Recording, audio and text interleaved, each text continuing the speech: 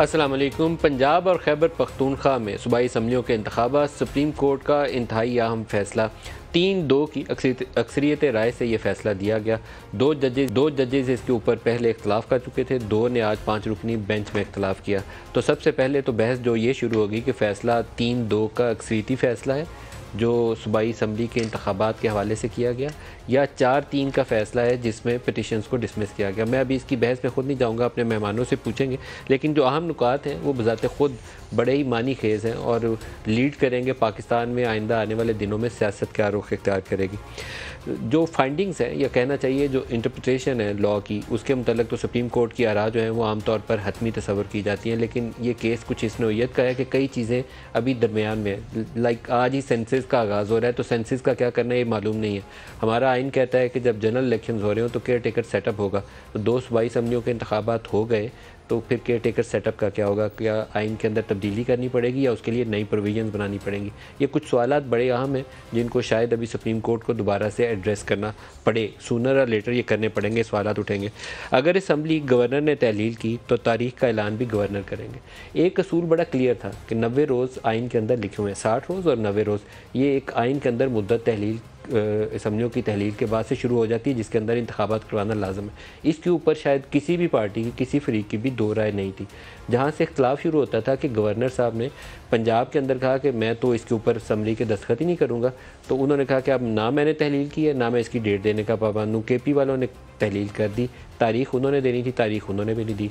Supreme court ने आज जो असूल वज़ा किया, उन्होंने कहा कि गवर्नर KP के तो तारीख देंगे, दूसरे मामले में क्योंकि गवर्नर ने तहलील नहीं की वहाँ सदर साहब देंगे। ज़ाती तौर पर मुझे इससे इख्तलाफ है, क्योंकि ये डायरेक्शन गवर्नर पंजाब को जानी चाहिए थी कि एनी केस 18वीं तरमीम के बाद आपने सूबों को एम्पावर किया है तो गवर्नर को ही वो तारीख देनी चाहिए। गवर्नर ने नहीं दी तो लैप्स हुआ है, तो उस लैप्स को करेक्ट करें। जैसे KP वालों ने मिस्टेक की है, गलती की है, तो उसकी इसलाह करेंगे, वैसे ही पंजाब वालों को भी इसलाह करनी चाहिए। 48 आवर्स के बाद ऑटोमेटिकली जब रिजॉल्व होगी तो आप तारीख दें और आगे मामला चलना चाहिए। सदर को बहरहाल ये इख्तियार बनता नहीं था, लेकिन सुप्रीम कोर्ट का फैसला। इलेक्शन कमीशन से मुशावरत के बाद सदर मुमलकत पंजाब में इंतखाबात की तारीख का ऐलान करें। गवर्नर खैबर पख्तूनख्वा सूबाई असम्बली के इंतखाबात की तारीख का ऐलान करें। हर सूबे में इंतखाबात आइनी मुद्दत के अंदर होनी चाहिए। 90 रोज़ की मुद्दत आइन के अंदर, लेकिन अब सुप्रीम कोर्ट के इस फैसले की रोशनी में ये कहा गया है कि अब उसके ऊपर मिनवन अमल दरामद नहीं हो सकेगा, डिविएशन आएगी, लेकिन वो बेयर मिनिमम होनी चाहिए, कम से कम होनी चाहिए। अगर 15 अप्रैल आखिरी तारीख बनती है तो आप इसको इतना न खींचें कि 15 अप्रैल की बजाय आप 15 अक्टूबर पे ले जाएं, लेकिन जितना करीब ला सकते हैं इसको 15-20 दिन आगे पीछे हो जाए। 15-20 दिन कहा नहीं है सुप्रीम कोर्ट ने, लेकिन उन्होंने बेयर मिनिमम का लफ्ज़ इस्तेमाल किया, जिसका मुराद यही है कि कुछ दिन या चंद हफ्ते, 2-4 हफ्ते आगे पीछे हो जाए तो उसके अंदर अंदर इंतखाबात करवा दिए जाएँ। तमाम वफाकी और सूबाई इदारे इंतखाबात के लिए इलेक्शन कमीशन की मावनत करें। ये सुप्रीम कोर्ट का हुक्म है, लेकिन हुक्म ना भी हो तो आइनी तौर पर ये इस चीज़ के लिए पाबंदी है कि एग्जीक्यूटिव इंस्टीट्यूशंस हैं वो इलेक्शन कमीशन की मदद करेंगे इंतखाबी अमल को आगे बढ़ाने के लिए। जो 2 इख्तलाफी नोट हैं 2 जजेज़ के, असल बहस वहाँ से शुरू होती है, जिसकी वजह से मुझे लगता नहीं है कि तनाज़ा आज समेटा गया, बल्कि हो सकता है कि तनाज़े की आज बुनियाद रखी गई हो, क्योंकि 63A का सुप्रीम कोर्ट ने एक फ़ैसला किया था कि वोट काउंट नहीं होगा। मेरे ख्याल में वो मावरा आइन फ़ैसला है, उसकी भी आइन में गुंजाइश नहीं है। 73 की आइन की जो मौजूदा शक्ल है, एटलीस्ट उसके अंदर उसकी वो वजाहत मौजूद नहीं है कि वोट काउंट ही नहीं होगा। ये लिखा हुआ है कि वोट पार्टी लाइन के ख़िलाफ़ डालेंगे तो आप पार्टी रुकनीत आपकी ख़त्म हो जाएगी, लेकिन वोट काउंट होने के बाद सज़ा तब मिलेगी जब आपका जुर्म सरजद हो जाएगा, लेकिन सुप्रीम कोर्ट ने कहा वोट ही काउंट नहीं होगा। तो 2 जो इख्तलाफी नोट हैं जजेस के, उन्होंने लिखा कि आर्टिकल 184(3) के तहत ये केस काबिल समाअत नहीं है। अदालत को अपना 184(3) का इख्तियार, सो मोटो का जो इख्तियार है, इसे ऐसे मामलात में इस्तेमाल नहीं करना चाहिए। सुप्रीम कोर्ट हाई कोर्ट में ज़ेर इल्तवा मामलात पर अज़ खुद नोटिस नहीं दे सकती। पेशावर हाई कोर्ट और लाहौर हाई कोर्ट दोनों जगहों पे ये मामला ज़ेर समाअत हैं। पहले पेशावर और लाहौर हाई कोर्ट ने 3 दिन में इंतखाबात की दरख्वास्तें निपटाई। जस्टिस याहिया अफरीदी और जस्टिस अतर निल्ला के नोट से इत्तफाक करते हैं। ये बड़ा ही पावरफुल स्टेटमेंट है। फुट नोट के अंदर जाके उन्होंने, फुट नोट दिखाएगा जी इनका, फुट नोट के अंदर उन्होंने कहा कि जो मोहतरम जजेज़ ने, जस्टिस याहिया अफरीदी और जस्टिस अतर निल्ला ने पहले राय दी, इख्तलाफी राय दी, हम उससे मुतफिक हैं और उनकी राय will form part of the official judgment. जो इसका ऑफिशियल ऑर्डर आएगा उसके अंदर वो उनका हिस्सा हो गई। यहीं से वो 4-3 की बहस शुरू हो जाती है कि अगर उनका इख्तलाफी नोट भी इसका हिस्सा है तो क्या ये 3-2 का अक्सरियती राय का फ़ैसला है या 4-3 का वो फ़ैसला है जिसमें पिटिशन्स डिसमिस हो गई हैं। नवाज़ शरीफ केस की पनामा वाले मामले की के तौर पर बताया गया कि उसमें पहले 5 रुकनी बेंच में जस्टिस आसिफ सईद खोसा साहब ने उन्होंने उनकी छुट्टी करा दी, लेकिन बाकी 3 जजेस ने कहा कि नहीं, अभी इसको JIT बना के इन्वेस्टिगेट कर लेते हैं। बाद में जब हतमी जजमेंट आई तो वो फिर 5-0 से फैसला किया गया था। तो क्या ये मिसाल यहाँ उसका इतलाक़ होना दुरुस्त है या गलत है? मैं ख़ुद इस पर हतमी राय नहीं दे सकता, अपने जो माहिरीन हैं उनसे पूछेंगे।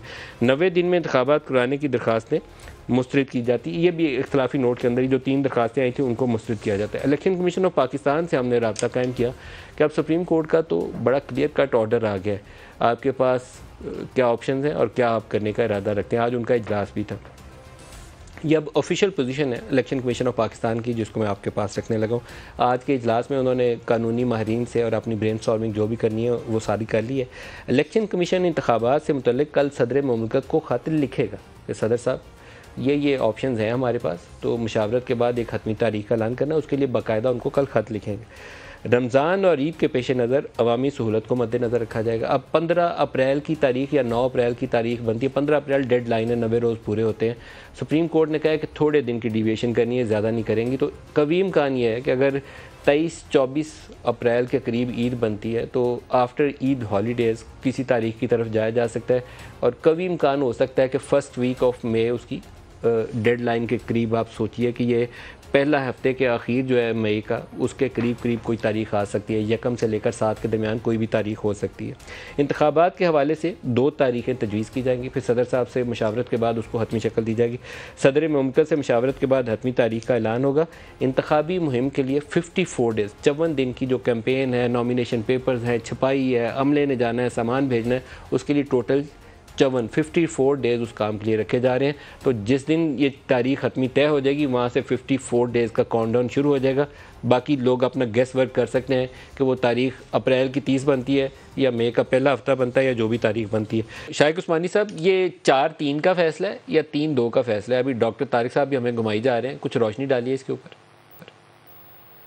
देखिए, जो सिस्टम है कोर्ट में वो ये होता है कि जो बेंच सुनती है केस को शुरू से लेकर आखिर तक, उस बेंच में अगर कोई फर्क होता है, यानी कोई उस पर डिसेंट करता है, यकीनन उसको राइट होता है डिसेंट करने का, लेकिन उसमें जो मेजॉरिटी जजेस होते हैं अगर वो एक फैसला करते हैं तो वो फाइनल फैसला होता है। तो यहाँ पर जो हमने देखा कि हालांकि इसमें बहुत से प्रॉब्लम हुए, बेंच टूटी, नहीं बनी, लेकिन बहरहाल जिस बेंच ने ये केस सुना वो 5 मेंबर बेंच थी, और 5 मेंबर बेंच जो है उसमें से 2 ने कोई डिसेंटिंग नोट्स दिए हैं और 3 ने एक फैसला किया।